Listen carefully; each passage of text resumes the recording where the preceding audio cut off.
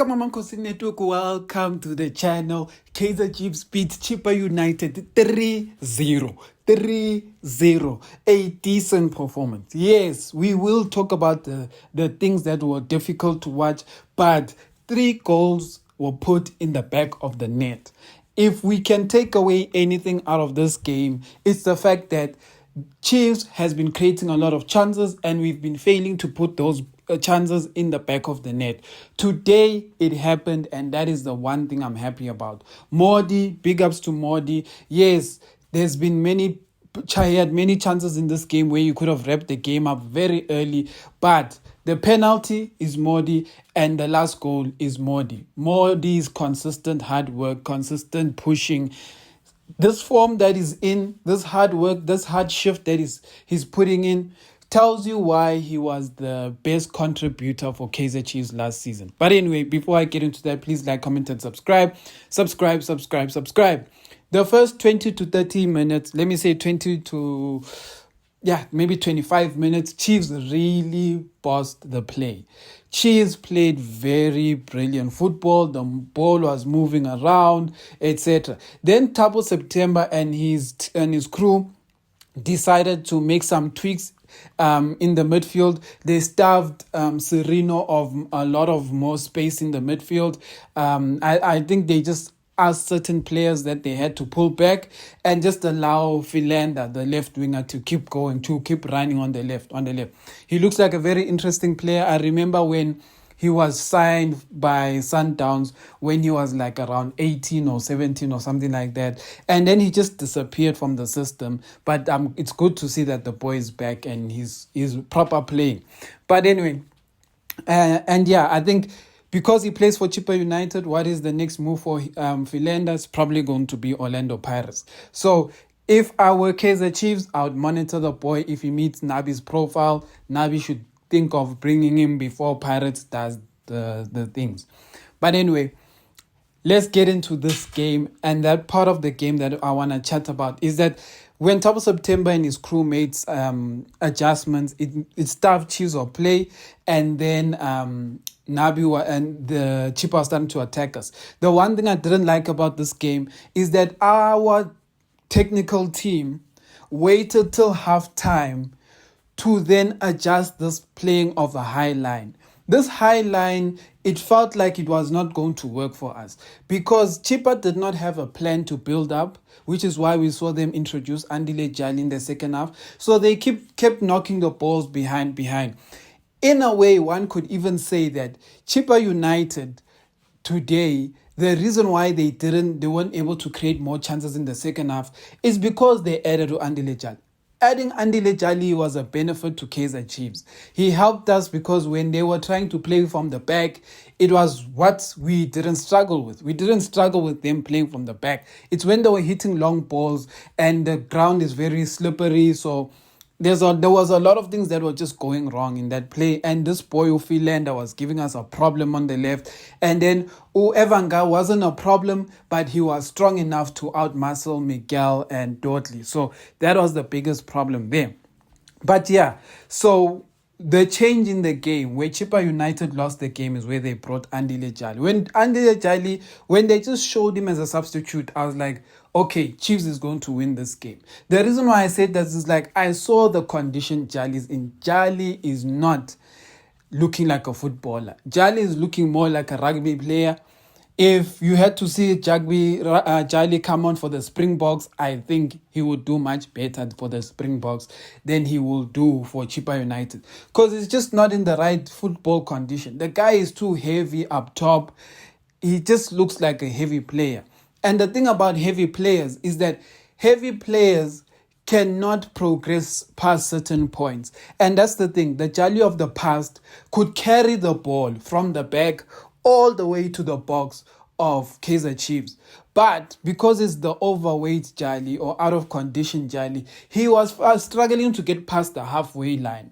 And that is something that was not a threat to Chiefs because Chiefs was like, no, play the ball in front of our Morris. Play the ball in front of Abu Sirin. We'll press you, we'll get to Nabali. You guys will try to recycle it. It's to our benefit because we are struggling with your long balls. We're not struggling with your build-up play. And that's where Chiefs started to get more control of the game in the second half. The only issue with Chiefs in the second half is the fact that Chippa United gave us the ability to control it, but we just didn't take it. But the introduction of certain players made it a bit better. For example, with the introduction of Matlo, we started having more chances. We started creating. Chippa United was starting to get worried because with Samkelo Zwane was he was no assistance to us in this game. Samkelo Zwane was just, Samkelo Zwane today was that kind of player where you have to play against the team. They're like, okay, gents, aslali 5-5. When I picky 5, minang picky 5. And then like, Mara gents C9. That was what Samkelo Zwane felt like. He only was there to fill the numbers. But in terms of contribution to the game, he did not contribute. And I know a lot of people are going to be like, you being harsh, etc., etc. But look, guys, this is a simple thing. If you're playing in the midfield, we have to see your contribution. Matlo came on in the second half and we could see him. That is what I'm talking about. We could see him create. We could see him defend. We could see his production in the game. But to Samkelo Zwane, we could not see that. And the thing is that why could we not see that? Samkelo Zwane, I don't know. They're coaching Samkelo Zwane, but the things that they're coaching him is starting to make him into a player that isn't playing towards his strength. And when I say that, I'm like, he plays negative football. He passes to the side.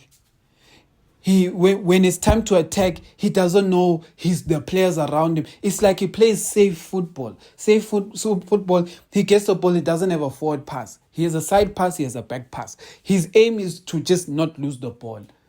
This thing of passing a player in front of him is like, hey, that's a risk of losing the ball. I don't want to be on the fence bedside. Let me just pass safe passes.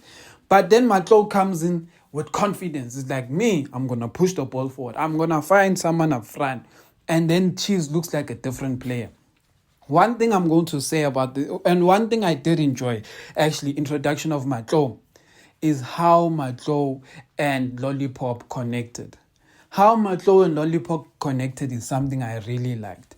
I really liked it because Lollipop plays simple football. You pass him, he passes you. And passing forward, not passing backward. You pass him, you go into a space, he will find you. Lollipop is simple. He will find, if you analyze Lilepo's game, you'll realize that Lilepo always passes a player on a run, and that player ends up finding himself in so much space. Not because Lilepo is doing a fancy pass. No, because Lilepo is passing the open player who is making the run in front of him. Whereas the previous players, like sometimes you will pass Mmodi, he will hold on to the ball too much. Lilepo doesn't do too much on the ball. If there's one thing I've picked up on him, he doesn't do too much on the ball unless he's close to the box and he realizes it's a moment where he has to take on a player. But when Lilepo has the ball, he does simple things. He passes you on the run. He waits his pass. If there's something I'll say this guy does so brilliantly, is how he waits. The power of his passes is so precise. It is so, this guy's passes are so dangerous just because of the weight of the pass. If there's one thing if there's two players you need to watch and understand the weight of a pass, it's Sereno and Lollipop. Lollipop and Serene, the weight of their passes is miles ahead of the current Chiefs players. Even, I would say, miles ahead of Thabo Cele. Thabo Cele, there's things I want to talk about that I didn't like, but yeah.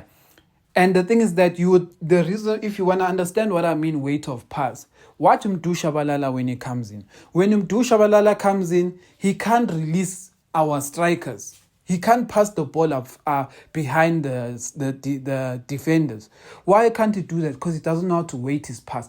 All of his passes, and we've been watching this from Mdu Shabalala, and it's the one criticism I hate. One thing I don't like about Mdu Shabalala. Mdu Shabalala's through ball always beats the Chiefs player because he hits with too much power. He doesn't know how to weight his passes. And He's always in the right position, but his passing range is very poor. And that is a negative for him. Yes, he's still young, but someone has to just coach him on that.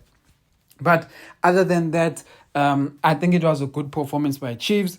In terms of a threat at the back, the one thing I'll also highlight that I didn't like is Miguel. Miguel has a tendency that whenever a player beats him, he grabs them and all of those things. And I'm like, Miguel, that moment where you grab someone, but there's 3 Chiefs players surrounding that player, Evanga can't beat 3 Chiefs players. It will never happen. And he can't do it alone. So I'm like, sometimes, Miguel, trust in your team members, because Evanga is running towards a direction we don't know. Another thing, let me highlight Thabo Qele. Thabo Qele has got his 3rd yellow card in a row. I don't even know what the yellow card he got for today was about. I don't know. Thabo Qele has just been raking up yellow cards. Like, he's almost on a suspension now. And the thing is that with Miguel, we can see what his yellow cards are about. But with Thabo Qele, the past 2 yellow cards, I don't know what he was getting them for.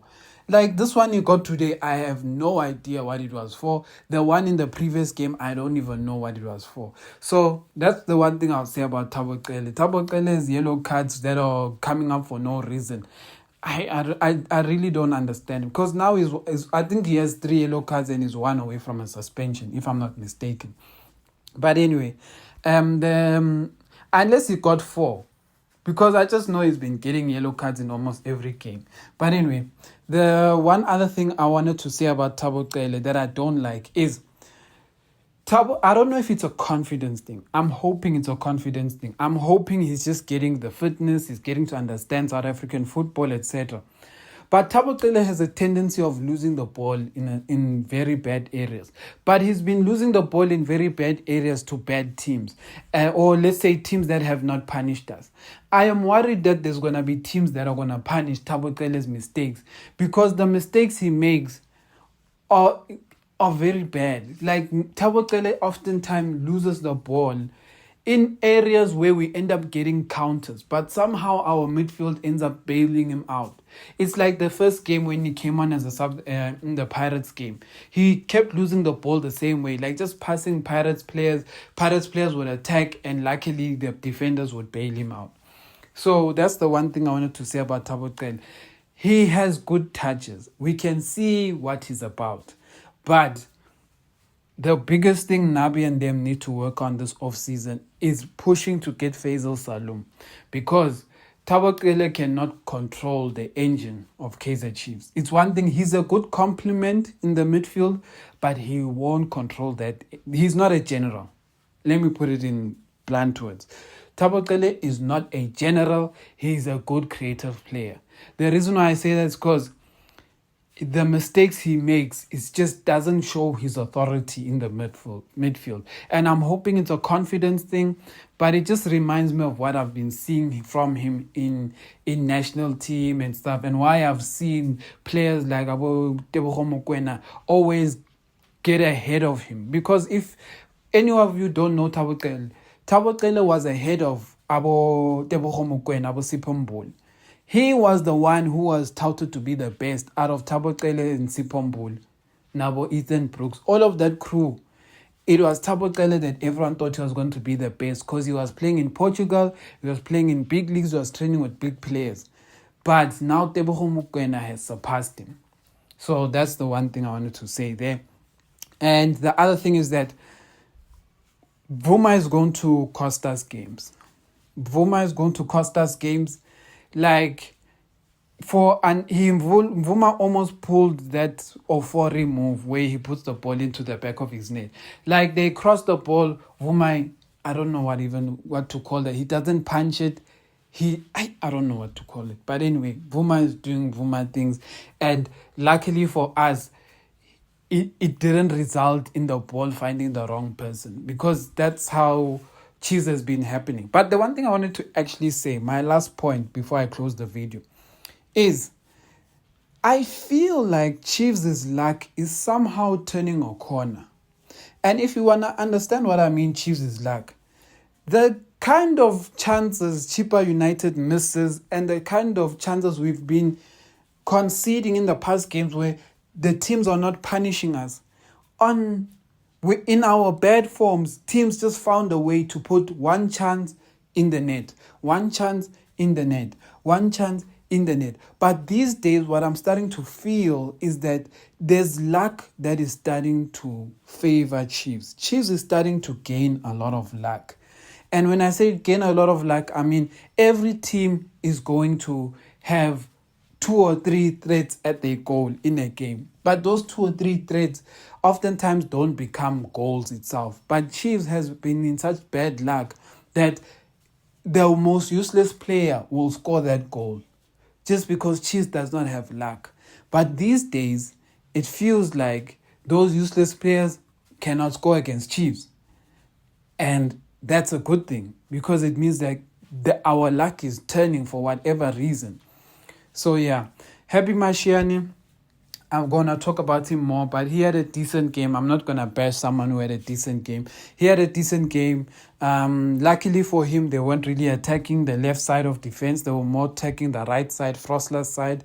But Happy Mashiane had a decent game. He combined well with Abosirino and going forward, he did well. I'm not going to come here and bash someone just because he's been doing so poorly in previous games, but I honestly will give him credit for this game. He did well.